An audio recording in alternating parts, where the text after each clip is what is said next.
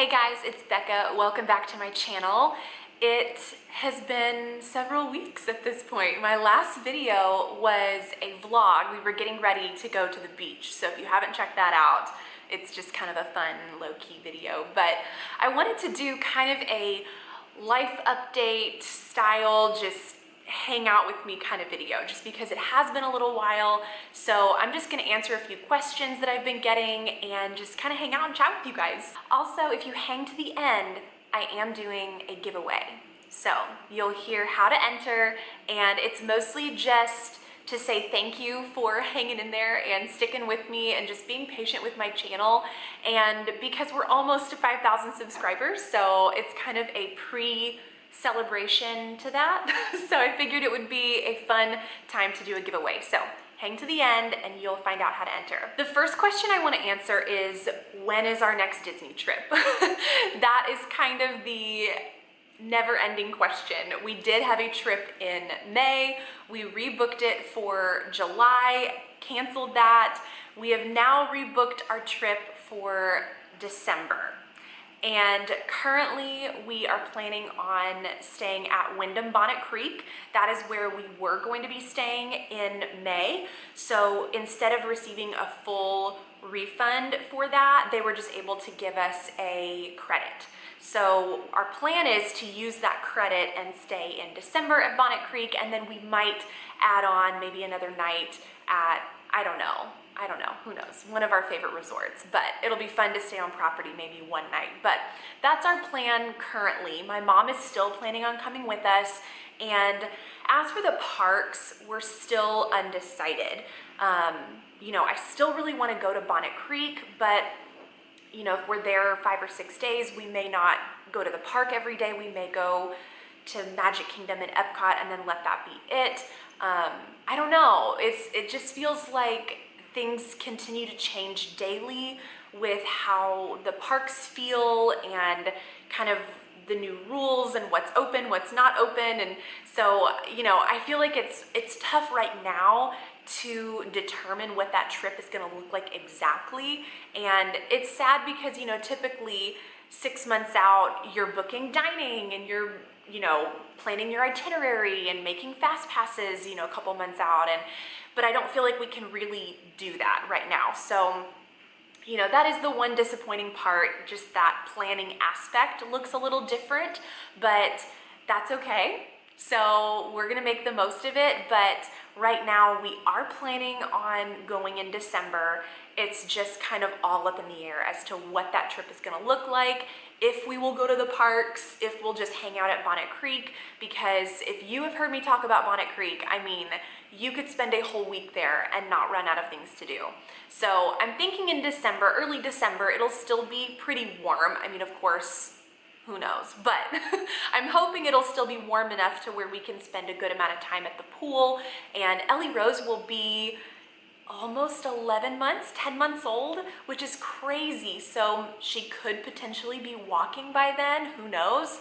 And I know it'll be really, really fun to just spend time at the resort. There's tons of dining options, so it doesn't feel like we would be going and then feeling bored or anything like that, you know? We could really enjoy Bonnet Creek in a way that we never have before, because we've always been rushing off to the parks, you know, to get there at sunup every single morning and not really being able to spend any time at Wyndham Bonnet Creek. So this will be kind of a fun trip because I do feel like we will have more time at the resort and maybe less park time. But again, there's just no way to know what that trip is gonna look like. I definitely want to do, if we can, a day at Magic Kingdom and Epcot. And then if we, you know, if we feel like we need to skip Hollywood Studios and Animal Kingdom, that's fine. But that's kind of what I'm hoping for this trip. And then again, if we can stay an extra night after our, I think, 5 nights at Bonnet Creek, and then maybe stay a 6th night on property somewhere, maybe at a deluxe resort or something like that. So that is our Disney plan for the year. I know everybody is, you know, super disappointed in how their plans have been canceled and things have been rearranged this year, but I know we're all making the best of it, and I'm looking forward to going in December. The next thing I want to talk about is postpartum. And moving on from Disney into kind of post-pregnancy, childbirth and all of that. I'm 6 months postpartum, and it has been quite the journey, the never-ending journey, it seems. But it has been a lot harder than I expected. Emotionally, I have felt really, really good. I feel like I had 1 week where I kind of spiraled, and I felt like maybe I was experiencing some symptoms of postpartum depression, but after about a week, I felt like things leveled out again. So I'm not sure if that was postpartum depression, because I feel like I was only in that place for a short amount of time. So I'm not really sure what that was. It wasn't enough for me to seek help or go get counseling or anything, which I was looking into and I was definitely pursuing, but then I felt like things changed and maybe shifted a little bit. And so, I feel like I'm good emotionally now, but I'm still kind of more aware, I guess, of how I'm feeling and my hormones and emotions, and I feel like I'm in a better place. I feel like I'm able to just be a little more self-aware of how I'm feeling. So that was a whole journey, and then of course there's the physical recovery aspect. I know my last pregnancy or postpartum check-in, I guess, was it 3 months maybe? But I can't even remember. But I feel like I fully recovered physically about, 3 to 4 weeks after is kind of when you start feeling yourself again. You start feeling like, okay, I can maybe do, go on a walk around the neighborhood or something. And then I did wait until 8 weeks to start doing any type of light exercise. So that was one thing I did wait a little bit longer for. And I'm glad I did, because especially with a C-section, I just felt like I needed to give my body a little bit of extra time in that recovery process. Another question that I get frequently is, if you watched my 3rd trimester update, then I shared very candidly about my SPD struggles. So that's symphysis pubis dysfunction disorder. I never know. But it was a horrible, long journey through pregnancy, and a lot of people have been asking, what does that look like postpartum? Did that completely go away? Are you still facing that? Because everybody has a different experience. Sometimes it can linger for months after birth, and then sometimes it immediately goes away the day you leave the hospital. And I feel like I was somewhere in between. I feel like my pain level leaving the hospital after a C-section was less than when I went to the hospital to have a baby. So if that says anything about how much pain I was in going into the hospital the day I gave birth, yeah. So, but I feel like when I came home, my focus was solely on my baby. My focus was on, really just gaining that strength to be able to stand up on my own, sit up on my own. So I wasn't really focused on any pelvic issues until I felt like I was fully recovered from the C-section in that sense. But I did experience some discomfort that lingered. I would say probably 2 or 3 months after I had Ellie Rose, I was still experiencing at least a little bit of pain, nothing like it was through pregnancy, like didn't even compare. But it was a little discomfort in my pelvis through postpartum, like 2 to 3 months after. So, it wasn't anything like that stabbing, excruciating pain, but I definitely could still feel it, just ever so slightly. And I did have a little bit of nerve pain in my leg. I'm not sure if that was related at all, but just some weird little things, nothing major. My doctor always reassured me that, that'll clear up on its own. It's totally fine. And it did. But I can confidently say now, 6 months postpartum, I could say this at 4 months postpartum too, but 6 months especially, I am completely pain-free.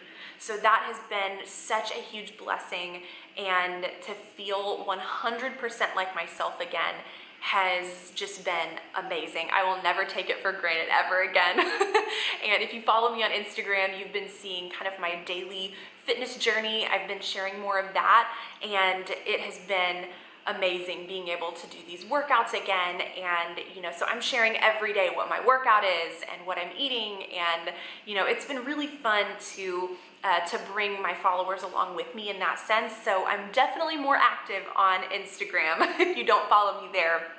So I'm really good about posting on my stories every day.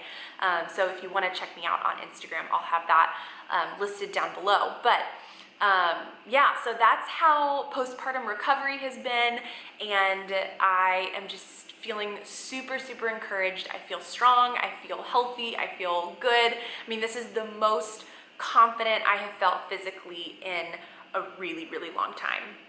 So it's possible, mamas. 6 months postpartum, it is possible to feel your absolute best. And that is genuinely how I feel right now. The last thing I wanted to talk about is Ellie Rose's 6-month update. She is doing amazing. She's sitting up. She's on the verge of crawling. I swear it's gonna happen any day now.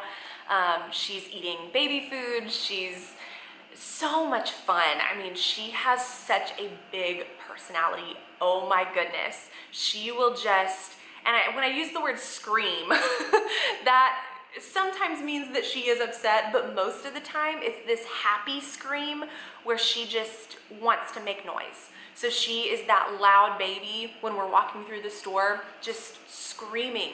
And she's most of the time happy, but it can be a little like, oh my gosh, I'm so sorry, because she's just so loud. That is her personality.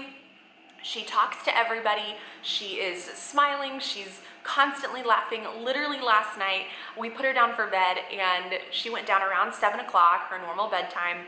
Well, around 8:30, I hear her just babbling on and on and on. She's perfectly happy, but she's just babbling on. And normally I'll let her just go back to sleep on her own, but it was going on for like 15 minutes. So I finally went in there to be like, girly, what are you doing? What is going on? And she looked up at me and just starts laughing hysterically. So of course I had to pick her up. It was just the sweetest thing.